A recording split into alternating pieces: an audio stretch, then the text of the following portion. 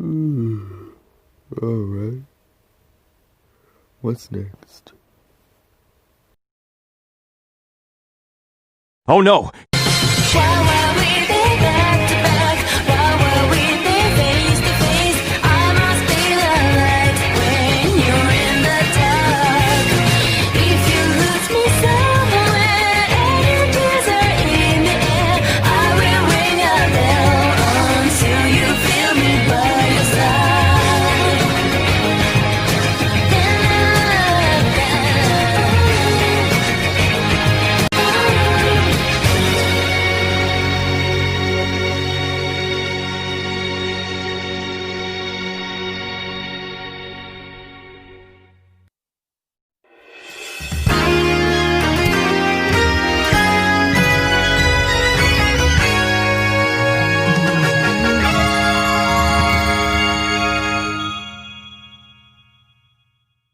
The Sonic series with its bosses are, not gonna lie, pretty bad for the most part. And while there are some boss battles in the Sonic series that are good and can provide challenge, other times the reason why people hate the bosses in the series is because they can be way too easy. But which bosses are the easiest in the Sonic series? I'll tell you. Anyway, the only rule is one game per franchise, and I just want to say that not all these bosses are bad bosses, because despite them having little to no challenge, some bosses can still be pretty fun nonetheless. Anyways, let's get started.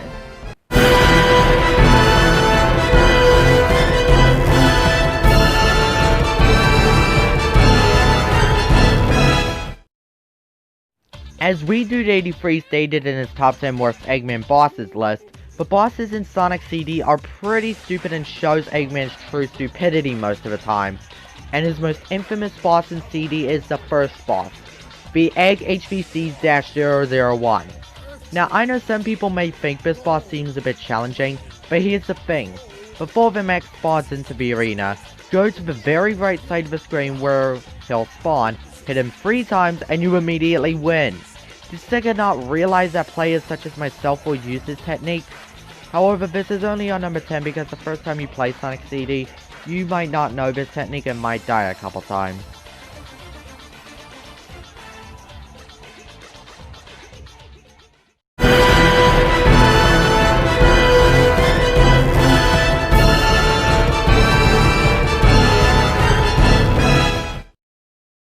As much as I love Sonic Lost World, I won't deny that this game got a bit mixed when released and the bosses are very lazy. Around 97% of the bosses in the game are the battles against the Deadly Six, and you fight each of the Deadly Six members 3 times each in the game. So why is it that Xena's second battle in Frozen Factory suck? I'm gonna say it, Xena is my favorite member of the Deadly Six, mostly because she actually has kind of a personality other than Zaz, Zalmon, and Zor. But she doesn't have much of a personality as Zavok and Master Zik, but still a great character.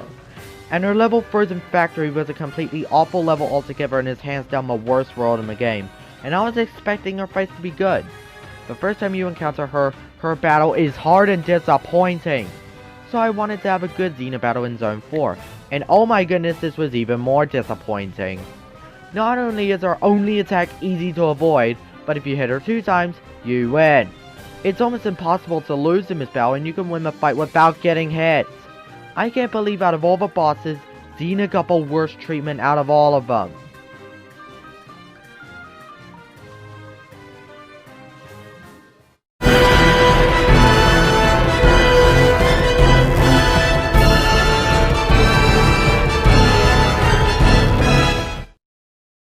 I'm sure everyone can agree with everyone that Sonic 2 is a great game. Me, on the other hand, finds it a bit overrated. I don't hate it, and it definitely isn't a bad game, but one thing Sonic 2 needs to work on more than anything are the boss battles. All of them can go to the nether for all I care. This is something that almost every 2D Sonic game needs to work on besides 2 games, because almost every single one of them are too easy. And the easiest boss in Sonic 2 is easily the boss battle in Hilltop Zone. Hilltop is easily my favorite level in Sonic 2 with a good atmosphere, obstacles, and a very pleasant music track to fit into the setting. But the level's boss is atrocious. Once it comes out of the lava, you can just bounce on him.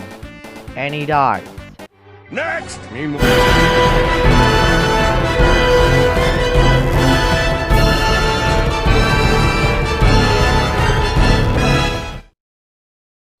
A lot of things wrong with the Sonic series have thankfully been fixed in Sonic Generations. Even the bosses are actually fantastic and is hands down one of the greatest boss lineups in Sonic history. Every boss, besides the Time Eater, are really great and creative. However, the Shadow fight, while isn't bad, is still easy.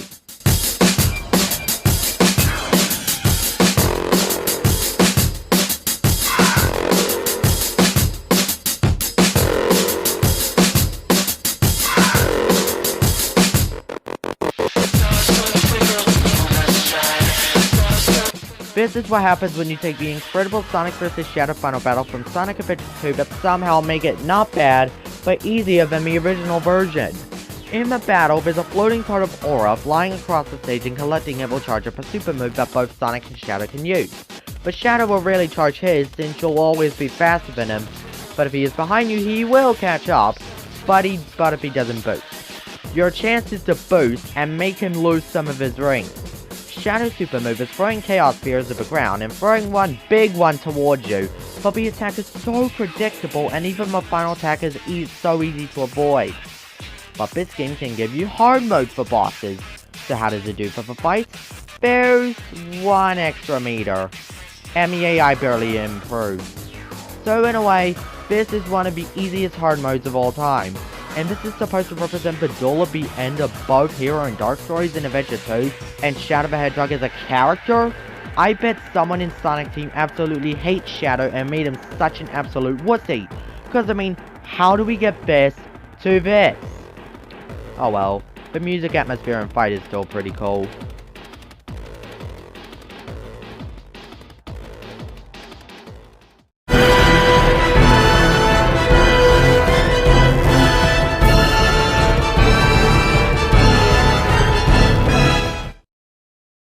Much like the Generations, Sonic Colors did a lot of improvements to the Sonic formula, such as awesome levels, fantastic story, and making an underwater level not suck.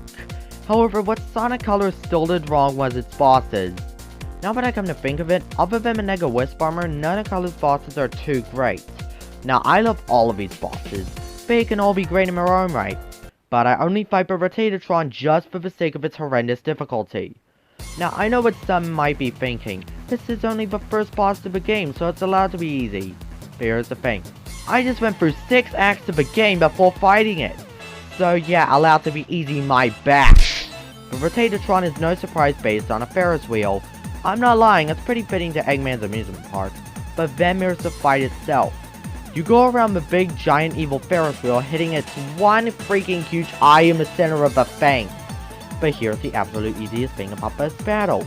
If you figure out where to aim with the laser wisp, you can beat this thing in a one-hit kill. I'm sorry, but despite the Professionator, dumb name, being the exact same thing, it gives you a rotating circle platforms and a spike wisp, which honestly is a weak wisp power to have. The Rotatatron shows just how lazy first bosses can be, and is easily one of the absolute worst first bosses in the entire Sonic series.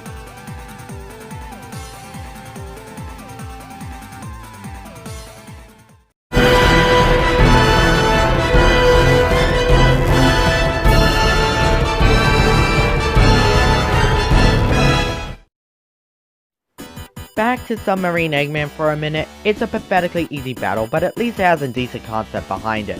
But in Sonic 3 and Knuckles, the Hotmobile is not only the easiest 2D Sonic boss, but is also hands down quite possibly one of the dumbest boss ideas of all time.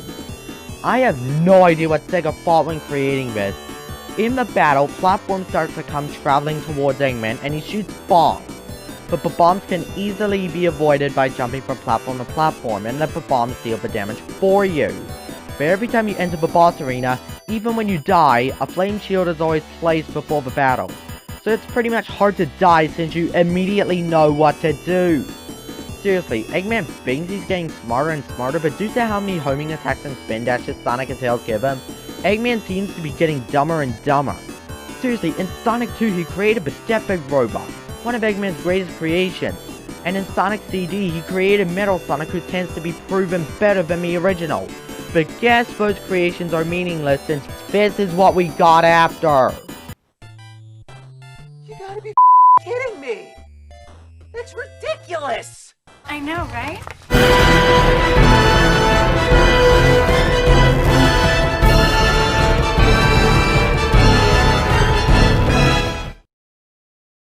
The rest of the bosses on this list contain how long every boss can be defeated in a matter of seconds. So first we have the Hedgehog from Sonic Heroes is hands down the absolute easiest first boss in the series. First off, this thing is always close to the ground, and when it comes to a stop and initiates rotary attack, you can switch to the power character and easily beat it by just spamming in the air. This boss can be defeated in about 20 seconds. This isn't the worst first boss in the entire series, let alone gaming in general, but the Egg Fleet stands as one of the easiest battles in the series.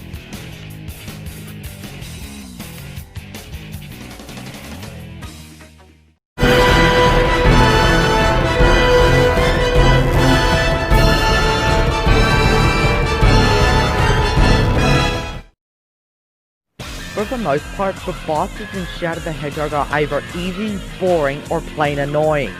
With Black Doom, the main antagonist of the game, fights you as the final boss if you choose the hero path in Gun Fortress, Cosmic Fall, and Final Haunt. Admittedly the best boss in the game, he's still pathetically easy, but the easiest comes from his confrontation in Cosmic Fall.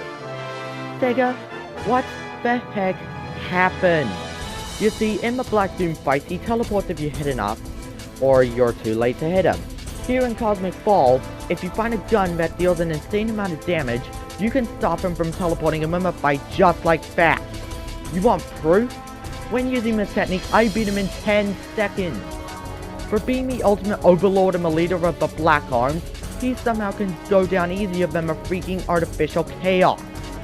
But at least the ending you get at the end is actually one of the best endings in the game, even if it means nothing to the overall plot.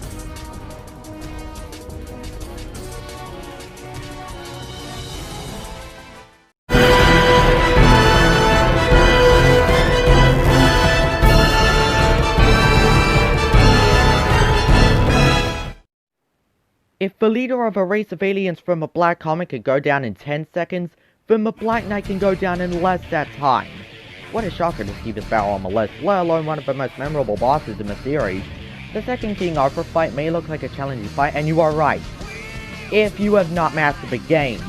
In the battle, if you catch up with King Arthur, you do a lot of sword clashes, but miss the timing and you have to repeat the process. But here's the thing, if you somehow perfected, not mastered, perfected Sonic the Black Knight, King Arthur goes down in 6 seconds. I'm sorry, but for a quote-unquote immortal illusion of what once was, never should not be this weak. And Sonic killing him isn't even satisfying because Sonic never kills the bad guy. He always lets them go, mostly because Sonic is a pacifist and believes killing is not justice. But when you do something like this, it not only breaks the rules of Sonic, but also breaks the rules of the entire King Arthur and the Knights of the Round Table story arc. But as King Arthur isn't the easiest boss, what am I saying? You should already know who it is.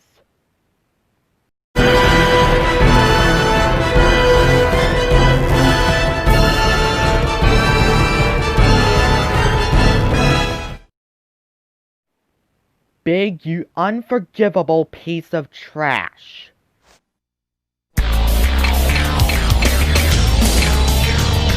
Aim for the frog and cast your lure.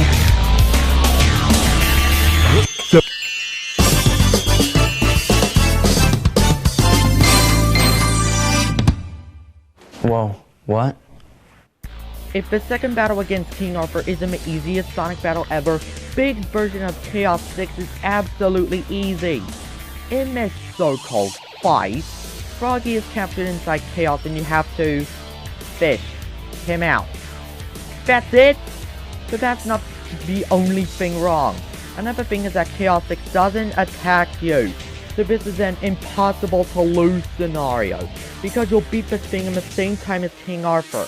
Yes, however, the only redeemable thing about this fight is that at least it ends off quite possibly the worst story in Sonic Adventure. But seriously, you do no damage to this thing, but let Sonic and Knuckles finish the thing off before the egg carrier crumbles into the ocean. I'm User1 Campbell, and Big is one of the worst characters I've ever experienced in Sonic history because of his fishing minigames.